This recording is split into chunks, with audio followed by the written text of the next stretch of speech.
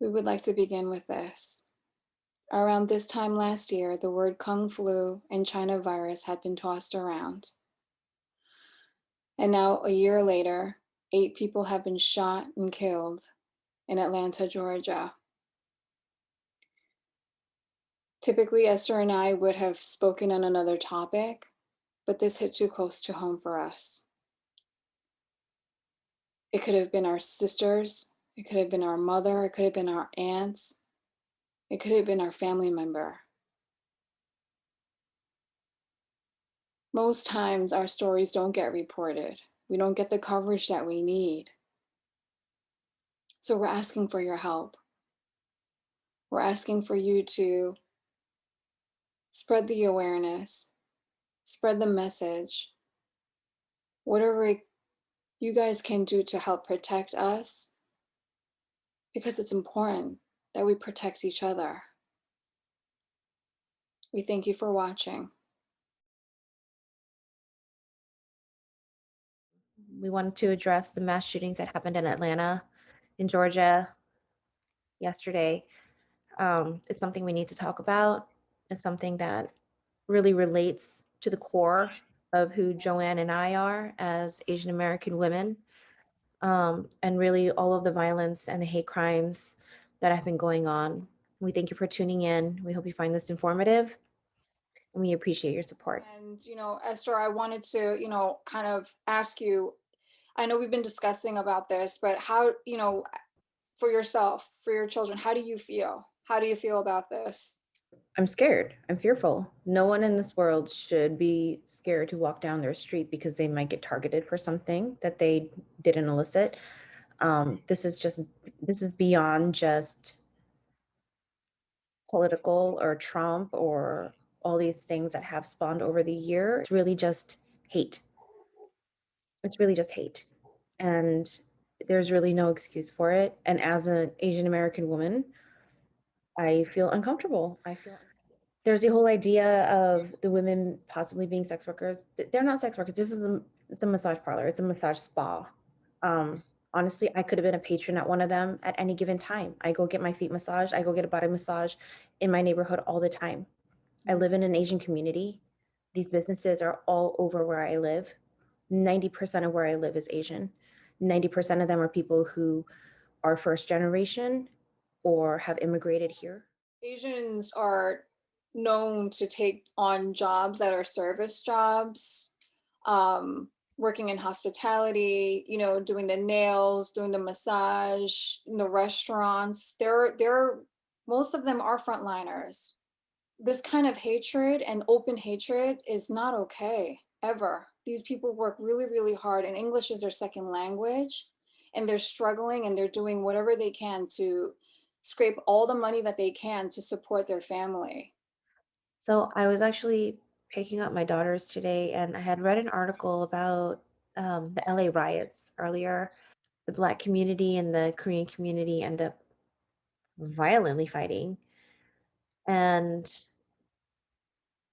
how many, 2 decades later, here we are having to band together because we're all in this together.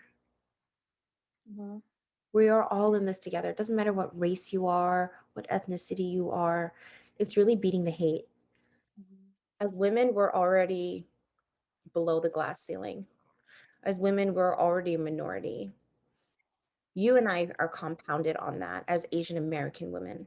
Then there's a layer of how we are viewed by media and by society because how we are portrayed, and we are fetishized, we are sexualized, we are considered exotic, and there is a certain way that they view us because of that. There's a certain way that many men view us because of that. We're considered submissive types. We're already at a disadvantage.